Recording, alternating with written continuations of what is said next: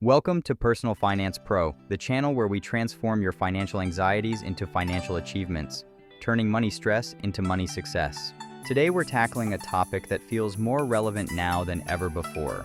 It's a question that whispers in the back of millions of minds, a challenge that seems both daunting and, for many, a harsh reality.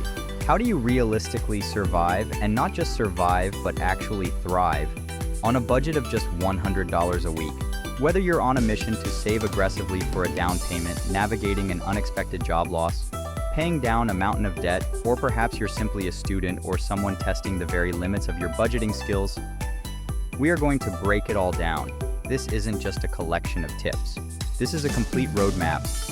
What if I told you that not only is it possible to live on this budget, but the process of doing so can be one of the most empowering, eye-opening, and financially transformative experiences of your life? This journey we're about to embark on is not about deprivation. Let that sink in. This is not about punishing yourself or living a life devoid of joy and comfort. It is about the radical power of intention. It's about shifting from a mode of passive, mindless consumption to one of active, conscious choice. It is about becoming the deliberate architect of your financial life, rather than a passenger swept along by its currents. It's about making smarter, more strategic. If that foundation is cracked with negativity, scarcity, and desperation, the entire structure will crumble under pressure.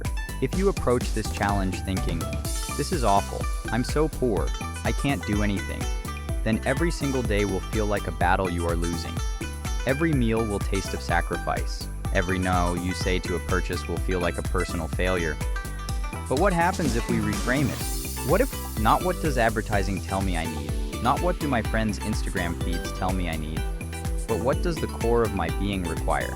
Is it a warm meal, a clean home, connection with a loved one, a quiet moment with a good book?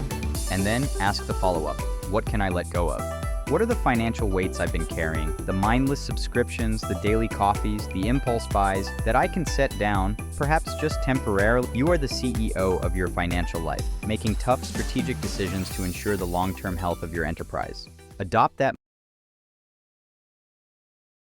Step 2, break down the budget. Every dollar needs a job. All right, CEO. With your mind in the right place, it's time to get tactical. We need to give that $100 a clear and non-negotiable set of instructions.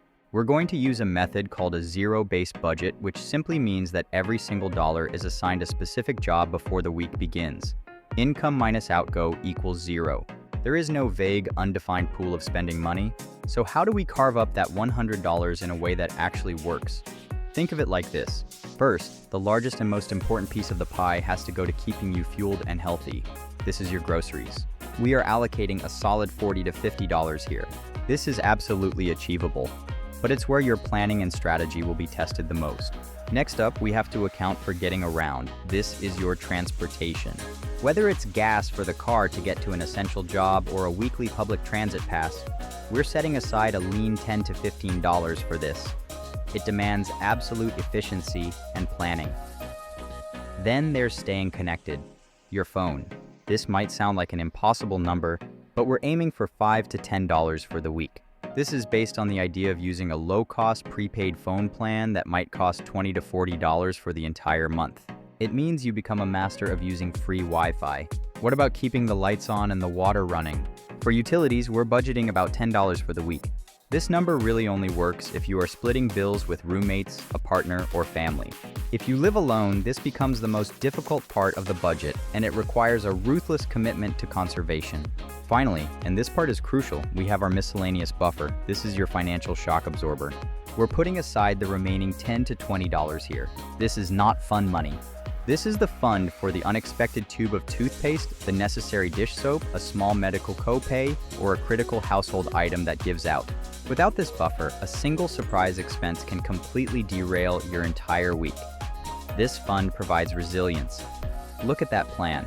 Every single dollar has a name. It has a purpose. There is no room for mindless, emotional, or I'm bored spending. This clarity is not restrictive, it's liberating. It removes the daily guesswork and the fatigue of making constant financial decisions. Step 3, smart grocery strategies, your culinary fortress. All right, let's talk about the heart of the matter. The main arena where this financial battle is won or lost, the grocery store. That $40 to $50 fund is your war chest, and you must deploy it with the precision of a military general. Your most powerful weapon in this fight is foresight. This means you do not, under any circumstances, walk into a grocery store without a complete 7-day meal plan and a corresponding exact list. To do so is to invite financial ruin. Your plan should be built around a philosophy of cook once, eat 3 or even 4 times. You'll choose 3 to 4 core meals that you can prepare in a large batch, perhaps on a Sunday afternoon, and then enjoy for your lunches and dinners throughout the week. And what goes on that list? It must be dominated by what I call the foundation of your culinary fortress. These are the low-cost, high-impact foods that form the bedrock of your diet. I'm talking about the humble, mighty legume. Think about lentils and dried beans. They are nutritional superstars. A 1-pound bag of lentils can cost less than $2 and provide the base for multiple meals of hearty soup or a savory stew. Then you have your grains. A large bag of rice, a big container of rolled oats for breakfast. These are the satisfying, energy-giving foods that cost mere pennies for each serving. Pasta, of course, is a classic for a reason. A simple box of store-brand pasta is one of the cheapest and easiest ways to create a filling, comforting meal. And don't forget your root vegetables. Potatoes, onions, carrots. They are inexpensive, they last for a long time in your pantry, and their versatility is nearly endless. Now let's talk about your secret weapon, a place many people on a budget overlook: the freezer aisle. The debate between fresh and frozen produce is a luxury we simply don't have on this budget. And honestly, it's a false choice. Frozen vegetables and fruits are your absolute best friends. They are picked at peak ripeness and flash frozen, locking in all of their nutrients. They are significantly cheaper than their fresh counterparts, they last for months, and there is zero food waste. No risk of finding wilted sadness in the bottom of your fridge. Your mission is also to become a ruthless editor of your grocery cart. This means avoiding the siren song of processed foods and snack aisles. Chips, cookies, sodas, and prepackaged meals are budget assassins. They offer very little nutritional value but devour your precious dollars with alarming speed. Finally, become a hunter of discounts. Get to know your local grocery store's habits.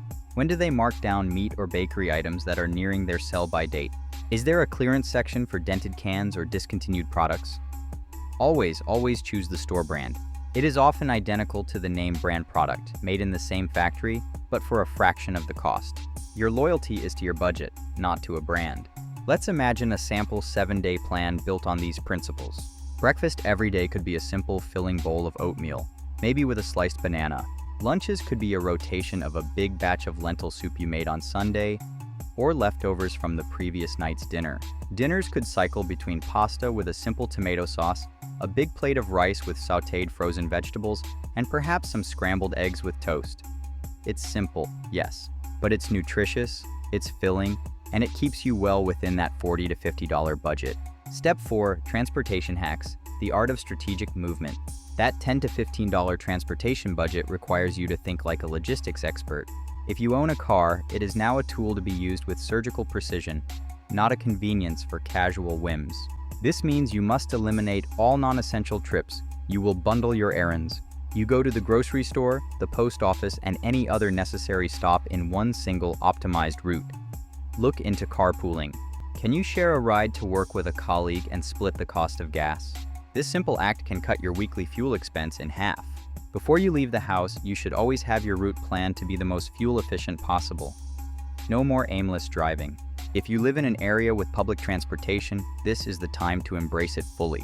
Investigate weekly or monthly passes, which often provide a much lower cost per ride than paying for single fares. It might take a little more time, but that time can be used productively. Reading a book from the library, listening to a podcast, or simply decompressing. And let us not underestimate the 2 most powerful forms of transportation known to humankind: your own 2 feet and a bicycle. Walking and biking are completely free. They eliminate expenses for gas, parking, and maintenance, and they come with the incredible side effect of improving your physical and mental health. Could you walk to a nearby store instead of driving? Could you bike to a friend's house? Every trip not taken in a car is a direct deposit into your savings account. Step 5, slashing utility costs, the conservation campaign. That tight $10 weekly budget for utilities means you must declare a personal war on waste. You need to become hyper-aware of your consumption of electricity and water. This starts with the simple, timeless advice that we so often ignore. Turn off lights. Every single time you leave a room, the light goes off. unplug electronics when they are not in use. Many devices, like your television and coffee maker, are vampire appliances, drawing a small but constant stream of power even when they are turned off. This adds up. When it comes to water, every drop counts. Take shorter showers. Challenge yourself to cut your shower time by half. When washing dishes, fill the sink rather than letting the water run continuously. And one of the biggest energy savers is washing your clothes in cold water. Modern detergents are designed to work just as effectively in cold water, and you completely eliminate the energy cost of heating the water for the wash cycle. In warmer months, a fan is your first line of defense against the heat, not the air conditioner. Air conditioning is one of the most energy-intensive systems in a home. Use it sparingly, or not at all if you can tolerate it. In the winter, dress in layers and use an extra blanket before you even think about turning up the thermostat. As we said, this part of the budget is a real challenge if you live alone. It requires a profound shift in your daily habits from unconscious usage to conscious, deliberate conservation. Step 6. Free entertainment, social life, redefining joy. One of the biggest fears people have when starting a tight budget is that they will have to give up their social life and become a hermit. This is a myth. A tight budget doesn't mean you cut off your connections. It means you get creative about how you nurture them. Joy does not need a price tag. Connection does not require a credit card. It's time to explore the vast universe of free and low-cost entertainment.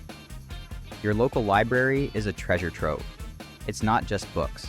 They have movies, music, audiobooks, and often free passes to local museums or cultural centers. Check your city or town's community calendar. There are often free concerts in the park, outdoor movie nights, festivals, and community events that offer hours of entertainment for absolutely nothing. Instead of meeting friends at a pricey bar or restaurant, host a potluck or a game night at your home. The connection and laughter are more profound than anything you can buy. Explore the natural world around you. Hiking in a local park, having a picnic, or spending a day at a public beach costs nothing but enriches the soul. For exercise, you don't need a gym membership. The world is your gym. You can find thousands of high-quality professional workout videos on YouTube, covering everything from yoga to high-intensity interval training. Remember, the goal is to spend time with people you care about, not to spend money with them. The quality of your relationships is not determined by the size of the restaurant bill. Step 7. Embrace minimalism, needs-based spending. At its core, living on a very tight budget is a crash course in minimalism. But let's be clear about what minimalism really is. It isn't about owning nothing and living in a sterile white box. It's about a conscious decision to own only the things that add genuine value and utility to your life. This requires you to build a new muscle, the muscle of needs-based spending. Before any potential purchase, no matter how small, you must pause and run it through a rigorous mental checklist. First, ask yourself, do I truly need this right now? Not do I want this, or would this be nice to have? Is this a genuine need? If the answer is maybe, move to the next question. Can I get this for free? Can I borrow it from a friend, a neighbor, or a family member? Look into local buy-nothing groups online, where community members give away items they no longer need. If you can't get it for free, ask, is there a cheaper alternative? Can I buy this secondhand from a thrift store? Can I find a generic version? Can I make it myself? This process does something remarkable. It puts a crucial space between the impulse to buy and the action of buying. In that space, you give your rational brain a chance to take over from your emotional brain. You start to see how often you were spending money not out of need, but out of boredom, stress, or social pressure. This practice helps you resist those emotional purchases and keeps your financial priorities razor sharp. Step 8. Use technology to your advantage. While we're cutting back, we can also be strategic about leaning into the resources we have. Your smartphone can be either a gateway to mindless spending or a powerful tool for saving. Let's make it the latter. There are incredible applications designed to help you master your money. Look into apps that help you track your spending automatically so you can see exactly where every penny is going. There are budgeting apps that use the classic envelope system in a digital format, allowing you to put your budgeted dollars into virtual envelopes for groceries, gas, and so on. Explore cashback apps. If you absolutely must make a purchase, using a service that gives you a percentage of your money back is a no-brainer. It's like finding loose change in the couch cushions every time you shop. There are even apps that connect you with grocery stores to buy food that is nearing its expiration date at a massive discount. And remember our phone budget? Your mastery of free Wi-Fi is key. Make it a habit to download playlists, podcasts, and videos when you are connected to Wi-Fi at home, the library, or a coffee shop, so that you are not using your precious cellular data when you are out and about. Use technology as your ally, not your enemy. Step 9. Find use-free money, the strategic scavenger hunt. When you're operating on a razor-thin margin, every single dollar counts, and that includes finding dollars you didn't know were there. This isn't about getting a second job, it's about being resourceful. Look around your home. What unused items are collecting dust? Old electronics, books, clothes, furniture? You can sell these items online through various marketplaces. That old video game console could be your entire grocery budget for the week. There are legitimate websites that will pay you small amounts of cash for doing online surveys or participating in market research studies. It might only be a few dollars here and there, but a few dollars can be the difference.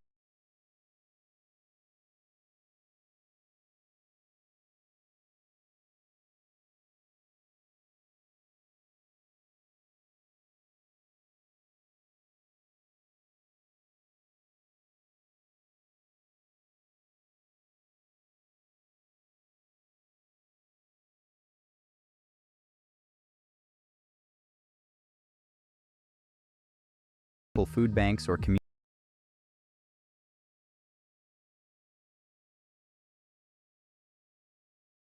aid programs is not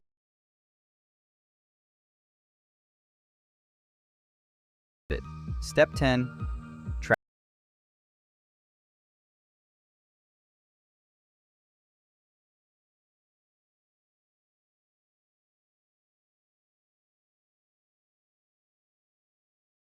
your weekly debrief with your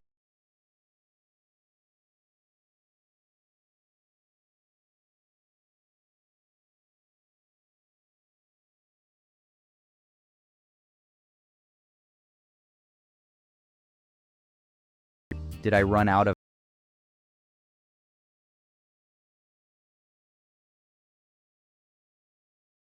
costs?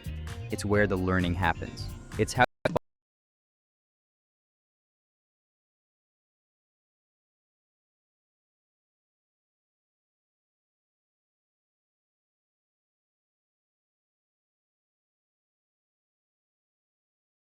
being on $100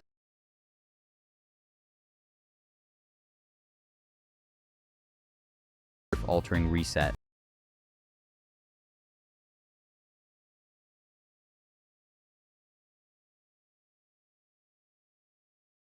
Difference between what you want.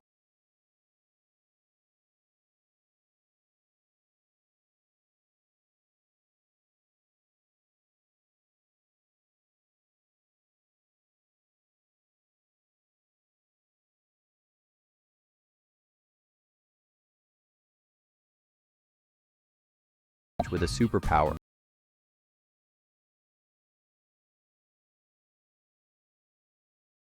Proven to yourself that you